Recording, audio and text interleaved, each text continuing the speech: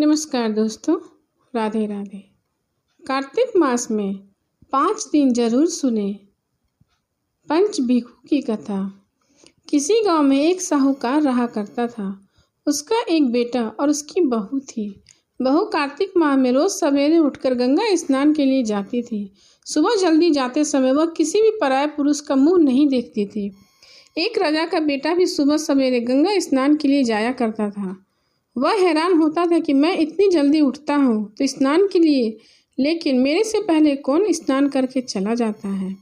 कार्तिक माह के 5 दिन बचे थे। एक दिन साहूकार की बहू तो स्नान करके वापस जा रही थी और उस समय राजा का बेटा स्नान करने के लिए आया।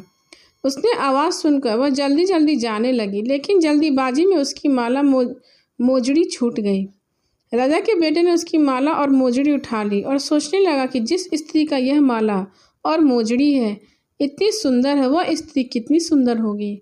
उसने पूरे गांव में मुनादी करवा दी कि जिसकी यह माला और मोजड़ी है वह 5 रात मेरे पास आएगी।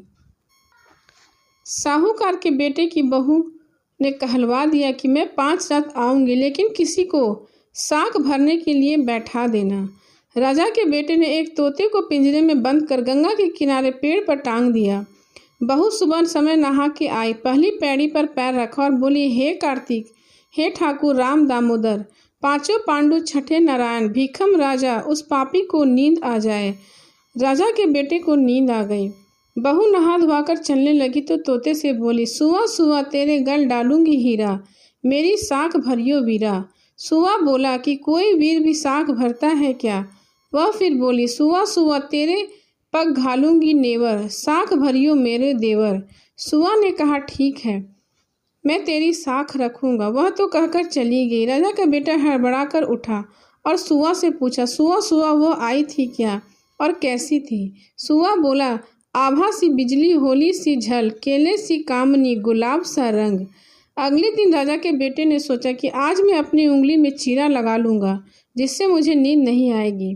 अगले दिन राजकुमार उंगली में चीर कर लेट गया।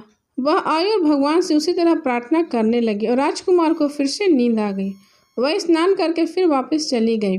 सुबह राजकुमार ने तोते से फिर पूछा। उसने वही सारी बातें दोहरा दी। अब राजकुमार बोला कि मैं आज रात में आंखों में मिर्ची डालकर बैठूंगा। रात में मिर्ची डालकर आंखों में वह राजकुमार बैठ गया। बहू फिर आई और प्रार्थना की जिससे उसे मेरे फिर नींद आ जाए।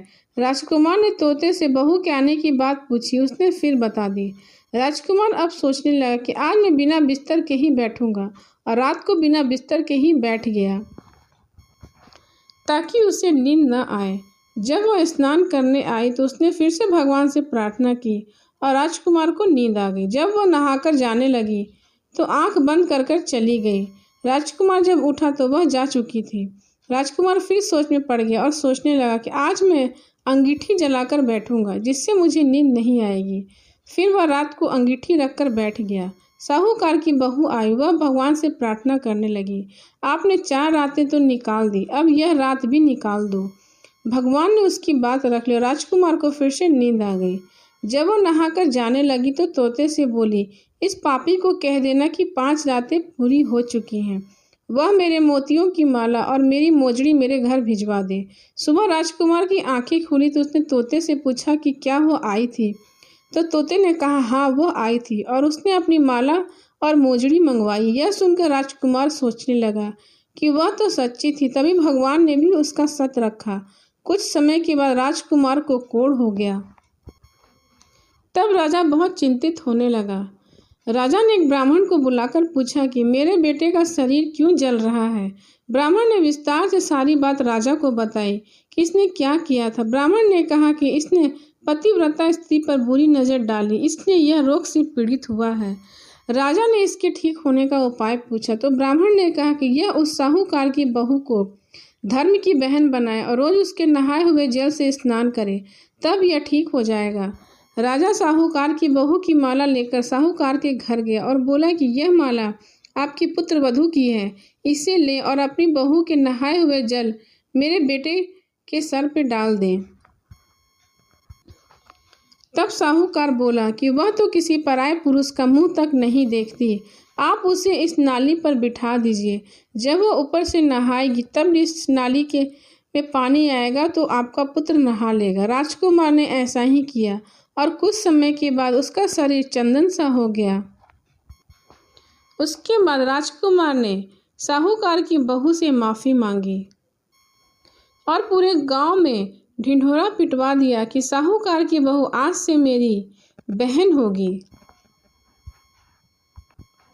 हे पंच भीखू देवता, जैसे आपने साहूकार की बहू का सत रखा वैसा हम सभी का रखना। प्रेम से बोलिए पंच भीखू महाराज की जय। कार्तिक मास की जय।